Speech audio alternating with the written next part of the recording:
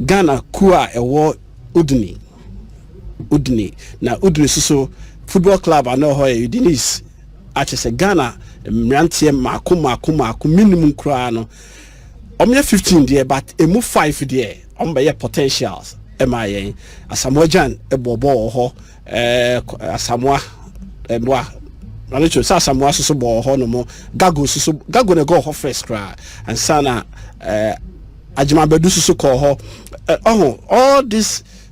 potential players or mobile mark Ghana Blaster emuye du yetimi call World Cup energy nyina no omu nyina boy Denise ye maami oka omo ana omo boa emanche e ho no mo a ono na vice president Emma Ghana Union a e wo udini ho no mo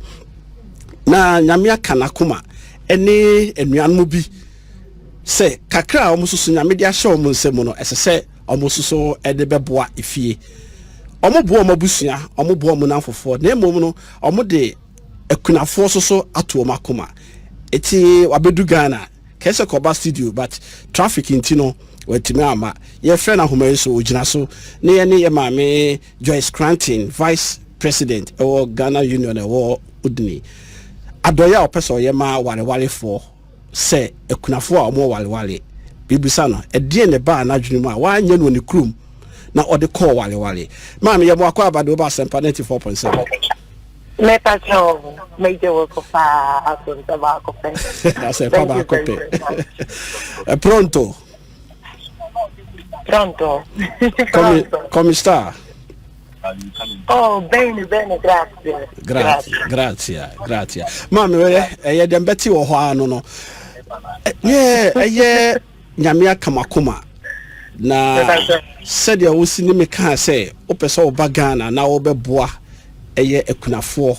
na mo show mun cry na wo de ka wo minim so onye kunafo pain be na wonya wo kunamu a ene wo dwene ye nuane mo ye maame no mo ho ye sewa no ye sisters wo mo wale abopese mo koboa wo mo e de ne ka makoma oh innanzitutto tieni vea utilizza che manca Italian bako make sure we see funny na first of all make sure we see funny na me da want to work with acquaintance and so the come and say a year on the 19th of November me lance me charity foundation I think the WOOP foundation na ejina ho WOOP no ejina homa widows orphans oppressed and the poor okay and in my touchy almost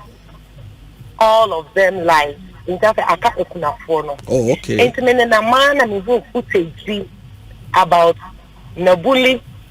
wale hono ekunafo na tete e kama kuma ye na ye mama right I didn't know but in this dispensation you won't conform do on night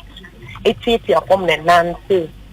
enyema aye basa ama omo enti ya gina first of all na ensi omo be no ho eye den the whole community they ya gina say be ko ho ni akwakotu nsamo enti enunu no aye bi nkita ho no na me get to know ekunafo yi na chese wo se ni kan touch omo life no and sona ya ko enso na ye pese ye tu ewo ho enti weni ekwanya e fa so esa so mo ye enkophobia omo da makoma so pa ya ka Kristo som nyame som Kristo som na ne sorry by me esa so the Bible says religion that is undefiled and pure and it say ye shekuna for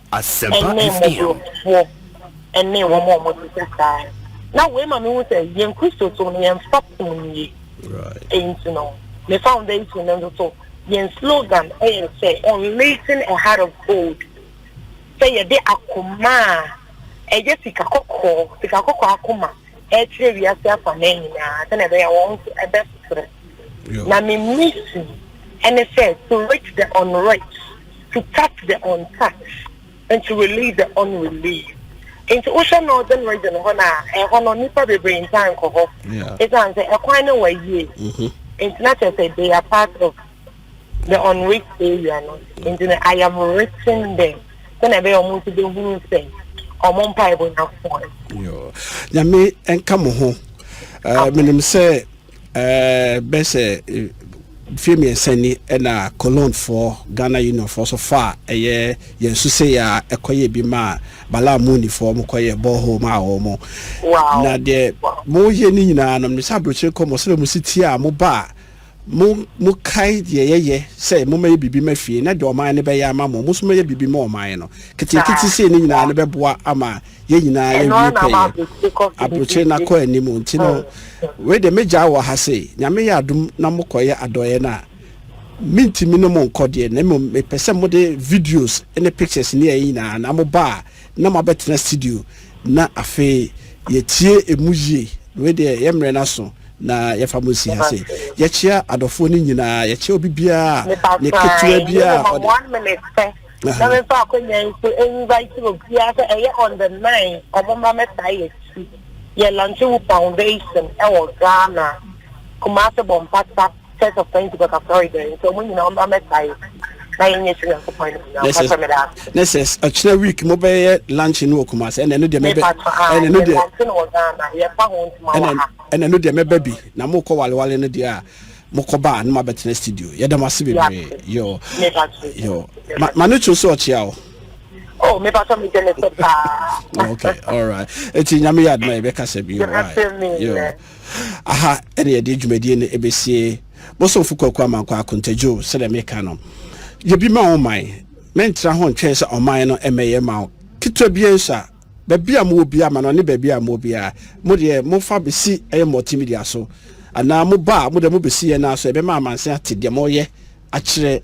eye Ghana manma asansa fa de a ode kire mo de ba ye de be kire se de enua be ya ye nim se mo amaka ne kwaku aka ne nyina no mo ba na mo besi ye so a ye be bo ho de rama mo amobi ehu de mo ye mo mebo o man Ghana